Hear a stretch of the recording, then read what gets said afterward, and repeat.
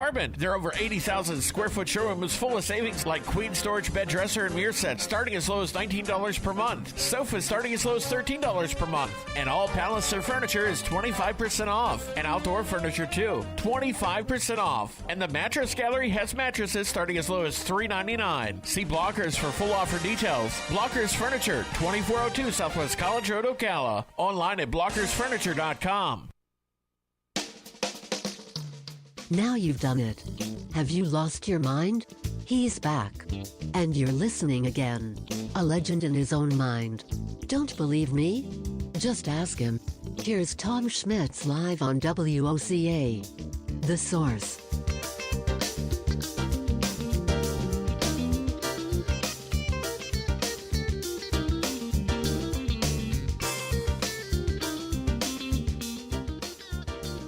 Welcome back to Ocala Talks on a Tuesday. 622-9622 is the number to call if you want to be a part of the show. Hey, the Rotary Sportsplex, the district baseball tournament kicks off this week for the 10 and under and 12 and under division. There are roughly 10 teams competing in each division, fighting for a berth at the Cal Ripken State Tournament later this summer. The winner of the 10 and under division will head back to the Rotary Sportsplex in July for their state tournament, while the winners of the 12 and under division will head down to Palm Beach Gardens for the state tournament. So the 10 and under district champions will be back here in July. If you got any questions or you want to go see some times to go see baseball, contact Marion County Parks and Rec Department at 352-671-8560. Or you can email parks@marionfl.org. But, you know, intern Natalie, a lot of people don't realize, you know, we talk about the World Equestrian Center and how much it brings people into our community and all, and how much our golf courses bring people into our community. But we have the Rotary Baseball Complex that brings in Babe Ruth and Cal Ripken. They had the World Series here one year for Cal Ripken out at that complex, the state championship for 10 and unders out there.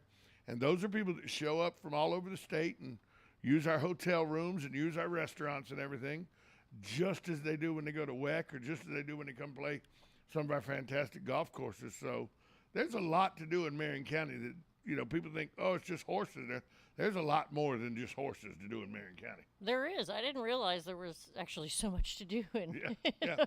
And now the county commissioners at their meeting this morning are finalizing a letter that they're sending to the state Parks and Rec Department to request that swimming be allowed at Silver Springs.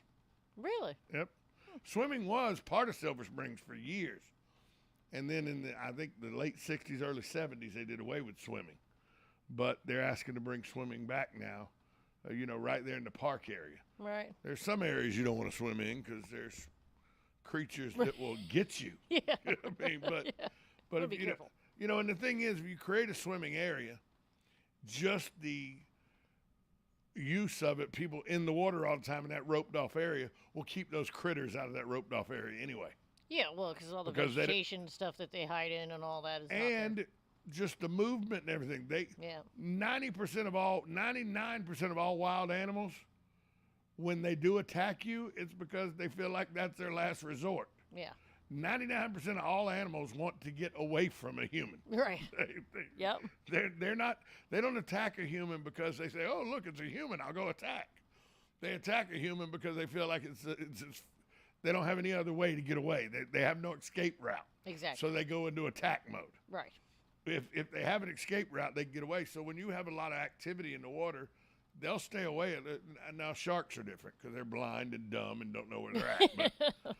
But I mean, you know, like alligators, snakes, and stuff like that, they usually stay away from swimming areas. For the most part, yeah. Yeah, because they don't want to be around humans. Yeah. So I think it's a good idea to put swimming back. I think they ought to let scuba diving, bring big scuba diving trips in the scuba dive to Springs. I know groups of guys that would come in. I have friends of mine that are police officers and all in Georgia that are on the search and rescue dive teams in their respective areas that would love to come here and scuba dive. I wonder why they took away swimming in the first place. I think it was made into such an amusement park area and everything that it took on tried to compete more with Disney because Disney was starting to kick in, tried to make it more of amusement park style. Because there for a while in the 80s and 90s, there was a zoo and everything at Silver Springs and camels. And there's got to be a good balance. You can't have, you don't want to turn it into a major attraction type thing. Well, it was a major attraction in the 30s, 40s, 50s, 60s, and 70s. But it wasn't a major attraction like you think of amusement parks today. Right. It turned into that in the 80s and the 90s. Yeah. And it lost what it was. You know, you get away from what you are. Yes. You know, it's kind of like if you are a person who hits the ball straight down the middle of the fairway, but you only hit it 250 yards, and then you try to come up with new techniques so you can hit the ball farther, but you don't work on your putt or chipping. It's not going to work. It's not going to work. Well, that's what Silver Springs did. They tried to compete with the Disneys and Universals, and it didn't work. Yeah. It just did not work. So, but I'm looking forward. They can bring that back. But the county commissioners meeting today to finalize a letter at their county commission meeting. They're meeting to send a letter requesting that swimming be allowed back at Silver Springs. Well, that'll be nice. Which just another ecotourism moment where you can swim. I mean, you know, if you can bring swimming back, that's another thing you can do at the springs. Another reason for people to come back to the springs. Right. I mean, we swim in Juniper Springs. We swim in the Rainbow Springs. You know, so why not bring it back to Silver Springs? Yeah, seems plausible. Seems plausible to me as well. So I've tried to stay away from this all show. No. AAA has seen the average cost of gas in Florida jump 18 cents in the past 2 weeks. Yeah. 18 cents. AAA says that the potential for $5 a gallon is more reality-based than potential-based now. The AAA last week said Memorial Day gas prices, the highest in history. Well, that's, The highest in history. 66% higher than they were a year ago. Wow. The price of gas has increased by 2/3 in a year. That's crazy. They say the ongoing volatility in the global oil markets shows no sign of slowing down. So they think the pain at the pump will get even worse this week. Gasoline made strong gains in the future markets. When that happens, retail prices rise. At this rate, AAA says it's very likely that the prices at the pump to $5 a gallon is going to become a real possibility within weeks, not months. You know what makes me mad about this whole thing is that then you have the oil companies that are making record profits. Yeah. Well, record profits while the rest of us are suffering. AAA says the number of market factors that contribute to increased prices is that the stocks are 15% below where they were a year ago. No, the stockpile. How much they have is 15% low. Gasoline stockpiles are 6% below where they were a year ago. They also say gasoline demand is up 3% from where it was a year ago. Well, that makes sense. We were not driving as much.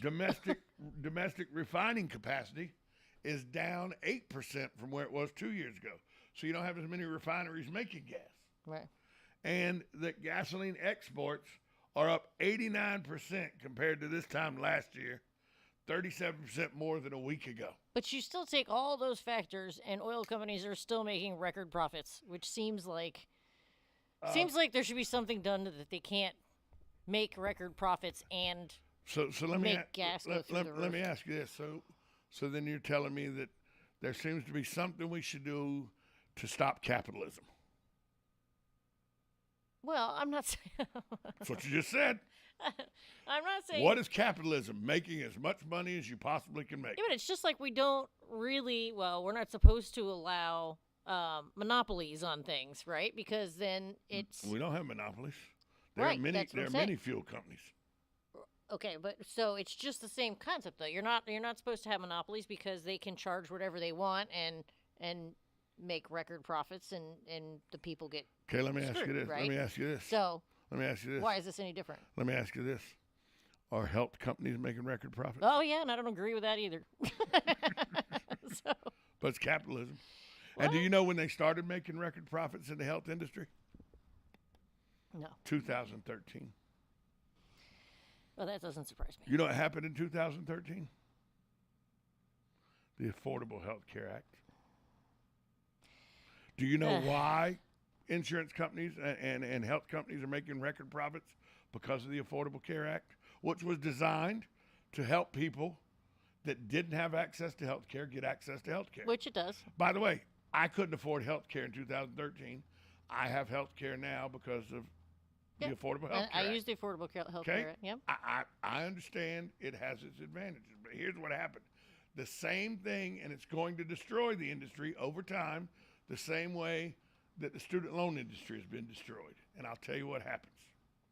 The government is subsidizing. Basically, what you and I are doing is we're paying something we can afford for health insurance, and then the government's paying the rest. The taxpayer dollars are paying the rest to the insurance companies to afford our health care. That's how the system works. Well, before, you and I couldn't afford health care because it was $350 a month, and we can't afford $350 a month. Now, mine's like $173 a month. I can afford that. Okay? But then, you know how much the insurance company's charging for that health care? They used to charge $350 for it. No, You know how much they're charging for that now? No. The government, I pay $172 a month, then the government subsidizes $608 a month. So I'm paying $780 a month for an insurance policy that used to be $350 a month. And you know why? Because the federal government, the insurance company goes, well, the government's going to give me that money. I can charge whatever I want to. The government says they'll pay me, just like they did with the subsidizing of college tuitions. College tuition in the 1980s, there was a big movement in the early 1990s, big movement to make sure college was available to those who couldn't afford college, because you can't go to before the federal student loan program. You had to go to a bank and get a loan if you wanted a college loan, or you had to get grants or something like that. So if you couldn't get the loans, you didn't go to college. Well, then the federal government said that's not fair. So the federal government stepped in and said, we'll subsidize the loans. We'll give everybody a loan, and then they have to pay us. We'll pay the colleges, and then the students will pay us back the federal student loan program. Colleges went, whoa, hold on, what now? They're not paying us. The federal government is guaranteeing we get our money. Oh, we'll charge $100,000 for college. We were only charging $20,000, but if the federal government's going to guarantee our money, we'll charge $100,000. Government pays us. The government gets stuck with that bill, and that's why college rates skyrocketed in the 90s and the 2000s, because the colleges didn't care what they charged. They were loaning kids money left and right because the government was good for it. Right, and I But can see, see that's the fault. I can what see I'm the fault telling in you. it, yeah. I'm telling you, when government subsidizes things, capitalism can take advantage of that because the government's good for it. Well, and again, I don't think that that's right. I think it's taking advantage of Of something. course it's taking advantage of something that's supposed to help But the government not make should such a gap in our. but the government should never be what we rely on for help. We should rely on each other for help. Yeah. The government should never. The government, But because you you know say what? that, No, do you but- know why? Do you know why? Because when you rely on the government to help, now the government's got you. But the people that are running these companies and they're taking advantage of all that is each other. But they weren't taking advantage of it before the government got involved. They just weren't offering it to But people you- who so couldn't you- afford it. So you think that capitalism would be fair if the government wasn't involved? 100%. I don't know if that's true. I don't. Because here's I'll tell why. you this much: I Here's don't why. trust Here's why. each You know what other the- enough here's why. to think that would Here's work. why. But you trust the government? Well, I don't trust the government either. But Here's the problem. When the government subsidizes for you, the government says, now, without me, you couldn't survive.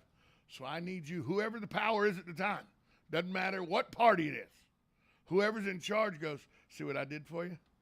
Now you gotta give me some get back by keeping me in power. no, of course that's You politics. gotta keep me in power, because if you don't keep me in power, you don't get this help anymore. So now we become dependent on the government. You know what dependent on the government's called? I didn't know. Socialism and communism. Is that something that's good? I don't think so, because I could show you history-wise throughout history where socialism and communism, over the long haul, is destruction. It only lasted in Russia for 63 years. 63. That's all. We're not in socialism and no, communism. but if you're dependent on the government for everything. But we're not dependent on them for everything. Not now.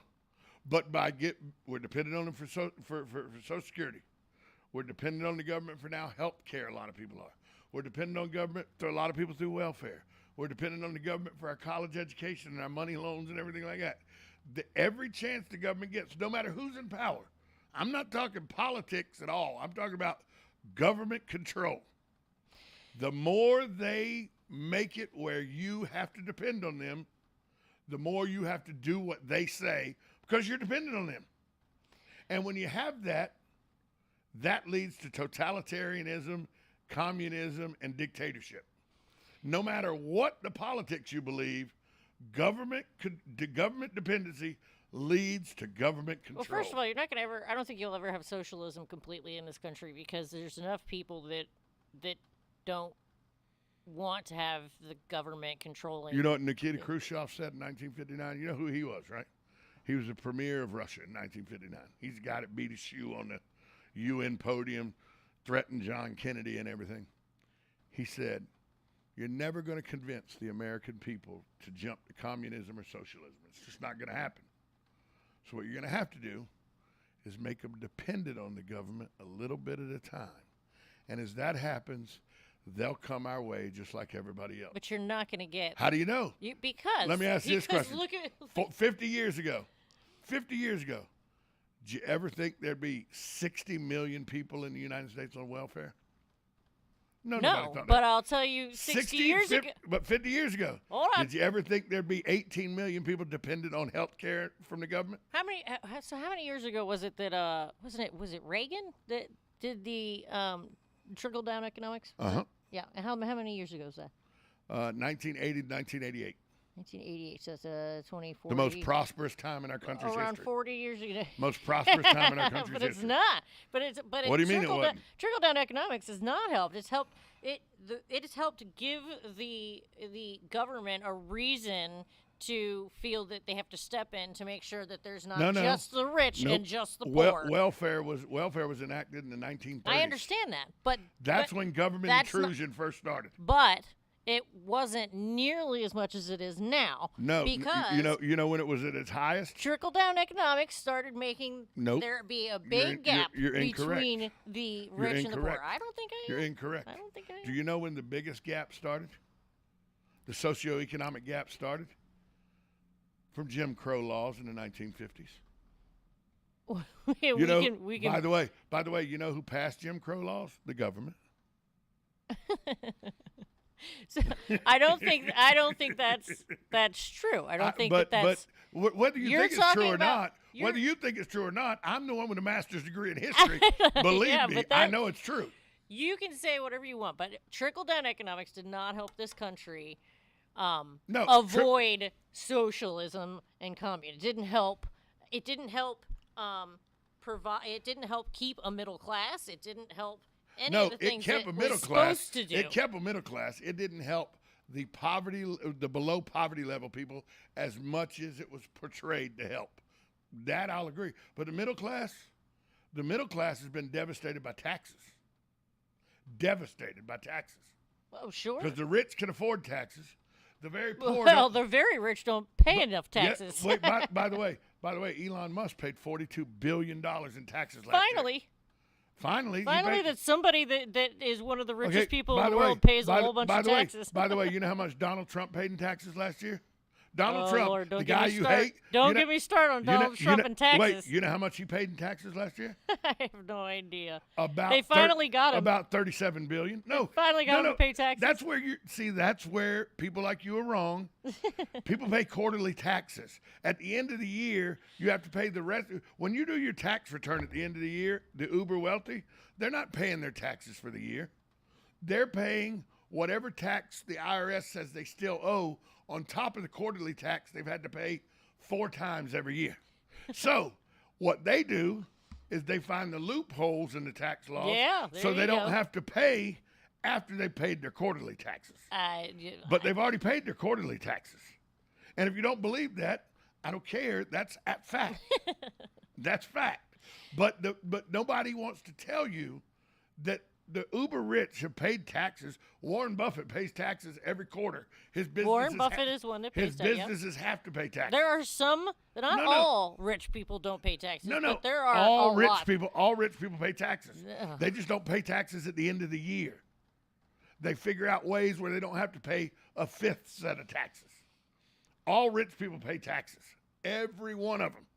If they didn't, the IRS would put them in jail. They don't pay their fair share of taxes. Now, that's a whole different argument. Whether you believe they pay their fair share or not, it's a whole different argument. But for people they pay less taxes. They do not. Then they pay less percentage of taxes than at the end of the year. Person. At the end of the year, they may because of the loopholes. But their quarterly taxes are about 37 to 44% every quarter.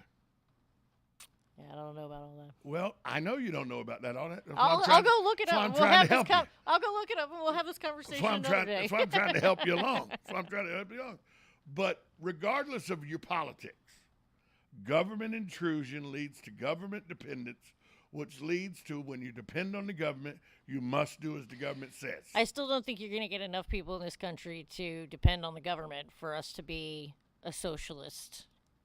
What are some of the qualities of socialism? Universal health care. Do we have that? No. The Affordable Care Act. We don't. The Affordable Care Act is universal health care. Not really. Okay. Universal health care would be that nobody let me ask this. pays. Wait, let me ask this. Socialist society. Education's free all the way through college. Do we have that? No. You can do that now. You just default on your loans. It's no big deal. Government don't hold you responsible. You have to pay your loan at some point. No, you don't. You can't just not pay the loan. Yes, It'll you can. go against. No, all they do is default you.